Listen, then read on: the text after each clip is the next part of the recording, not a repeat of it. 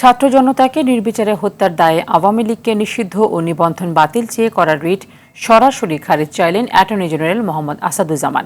বলেন, কোনো রাজনৈতিক দলকে নিষিদ্ধের পরিকল্পনা অন্তর্বর্তী সরকারের নেই। আওয়ামী লীগকে নিষিদ্ধের রিটে দল হিসেবে বিবাদী করা হয়নি, সুতরাং এই রিট চলতে পারে না বলেও আদালতকে জানিয়েছেন তিনি। আরও জানাচ্ছেন অধরা ইয়াসমিন। বৈষম্য বিরোধী ছাত্র আন্দোলনে নির্বিচারে গুলি করে মানুষ হত্যায় জড়িত থাকায় গেল 19 আগস্ট রাজনৈতিক দল আওয়ামী লীগকে নিষিদ্ধ চেয়ে হাইকোর্টে রিট করেন মানবাধিকার সংগঠন শারদা সোসাইটির নির্বাহী পরিচালক আরিফুর রহমান মুরাদ ভূঁইয়া। শুনানিতে অ্যাটর্নি জেনারেল মোহাম্মদ আসাদুজ্জামান আদালতকে বলেন, কোনো রাজনৈতিক দলকে নিষিদ্ধ করার ইচ্ছা বর্তমান সরকারের নেই, আর বিগত কর্তৃত্ববাদী সরকারের সাথে জড়িতদের অন্যায় অবিচারের বিচার আইন আদালতের মাধ্যমে হবে। বাংলাদেশ আওয়ামী লীগের গুটি কয়েক নেতা কর্মীরা এমনভাবে অপরাধে জড়িয়ে পড়েছিলেন, কর্তৃত্ববাদী সরকার এমনভাবে অপরাধে জড়িয়ে পড়েছিলেন, এ ব্যাপারে কারো কোনো দ্বিমত। তাদের অপরাধের বিচার যেভাবে রাষ্ট্রীয় আইন আছে সেভাবে করবে।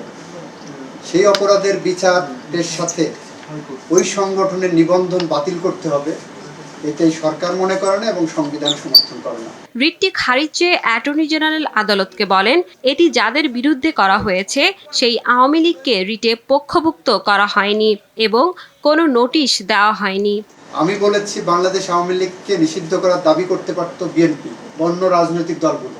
এখন পর্যন্ত বিএনপি বা অন্য কোনো রাজনৈতিক দল আওয়ামী লীগকে নিষিদ্ধ করার কোনো দাবি প্রত্যক্ষ বা পরোক্ষভাবে করেনি। ফলে তারা চায় লেভেল প্লেইং ফিল্ড হোক, রাজনীতির মাঠে জনগণ যাকে গ্রহণ করে সেই রাজনীতি, রাস্তার রাজনীতি আপনি কেন আদালতে টেনে আনবেন? পরে বিচারপতি AKM আসাদুজ্জামান ও বিচারপতি মোহাম্মদ মাহবুবুল উলা ইসলামের সমন্বয়ে গঠিত হাইকোর্ট বেঞ্চ আওয়ামী লীগ নিষিদ্ধ চেয়ে করা রিটের পরবর্তী শুনানি আগামী 1 সেপ্টেম্বর দিন ধার্য করেন।